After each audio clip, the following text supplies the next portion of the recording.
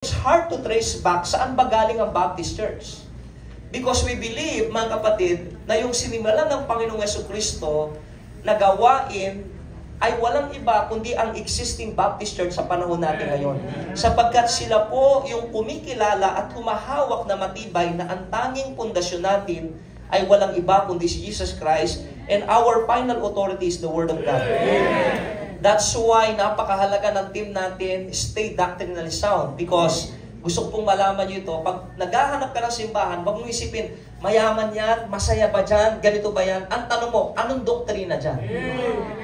Because ang kasiyahan hindi ka dadaling sa langit, ang kayamanan hindi ka dadaling sa langit. Ang katotohanan na magdadala sa langit. And we believe this church one day, sa inyo pong pagkakaisa, ay maitatayo ang building ninyo. Marahil si tatay, choir na rin, mga kapatid, kumakanta na rin. Amen? So, ipagpipray po namin kayo ngayon para ibigay yung blessing ng Diyos, na kayo po'y gamitin ng Diyos, at kami po ay kasama ninyo. Ano man po yung problema doon, ay asahan nyo po na kami po ay tatakbo doon. Kung gusto nyo mag-speaker, si Brother Elmer, Brother Ben, lahat po yan ay takbo lang, di ba? May mga sakya naman eh.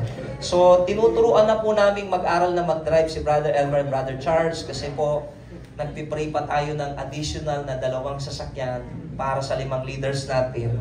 Walang dahilang hindi makapagbisita dahil walang driver. Amen? So, kapatid, thank you so much sa inyo. Pwede ba tayong lahat ay